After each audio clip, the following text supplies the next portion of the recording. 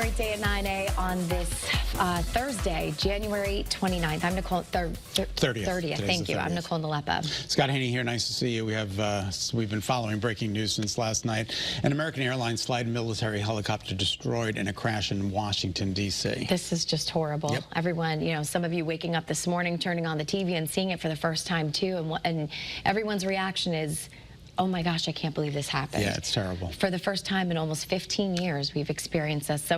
So far, we know that 30 bodies have been recovered from the Potomac River.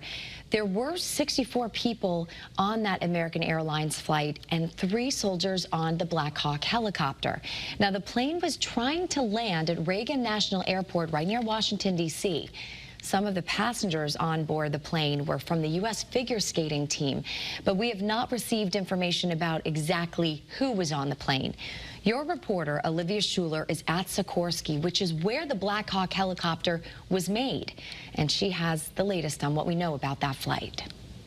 Well, we know that 3 soldiers were on board that Black Hawk helicopter. The helicopter was being used for flight training. And some new information that we have just received is that the helicopter was reached by air traffic control. They were trying to communicate with them to ask them if they saw that airplane in front of them. Now, they did not get a correspondence, and that is when that collision did happen. Now, we are working to figure out the identities of those 3 soldiers that were on the Black Hawk helicopter. It's still unknown right now. That's information we are working to gather for you this morning. Now, a U.S. defense official confirmed that the helicopter was not carrying any VIPs. Senior Army officials often use the Blackhawks for travel in the Washington, D.C. area. Now, the UH-60M Blackhawk is the exact aircraft that crashed. Sikorsky's website says it can transport troops, deliver supplies, and fly search and rescue. We do know that the Blackhawk came out of Fort Belvoir, which is an Army post in Virginia.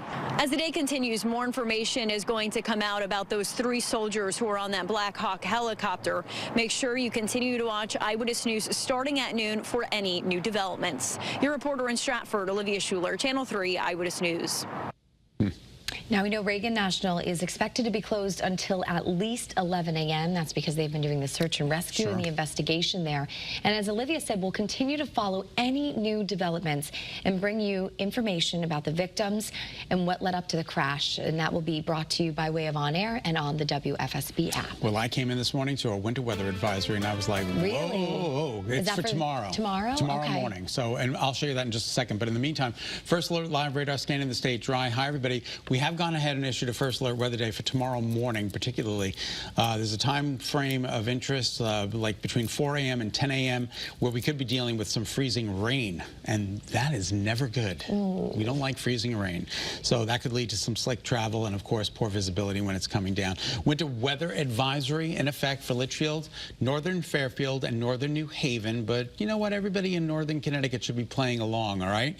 Futurecast, tomorrow's weather today, shows us an hour back. Just a beautiful day today. It's going to be a stunner, but the temperatures are going to be 20 degrees colder than where they were yesterday. Yesterday, 51 degrees at Bradley. It was 51. Gosh, it was so beautiful. It was so beautiful.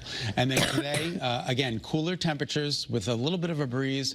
Now, you see that pink at 4 a.m. tomorrow? That's the cause for concern. But it should quickly go over to rain, and then we're going to get a little bit of a lull in the afternoon, and then more rain rolls in tomorrow night. Could end as a little light snow in parts of northern Connecticut, but not a big deal. Your forecast for today calls for temperatures in the low to mid-30s, 41 tomorrow, and then bright and breezy on Saturday. And that's a check of your first alert forecast. Winter is here. Yeah. Yeah. Some of Connecticut's lawmakers are hosting events today to clear up confusion after that funding freeze that President Donald Trump tried to enact. Yeah, it was revoked yesterday. Representative John Larson will be at the East Hartford Senior Center at 11 o'clock for a public forum. Larson stood with Governor Ned Lamont and other officials to condemn the freeze. Connecticut is also part of the lawsuit to make sure the order doesn't come back.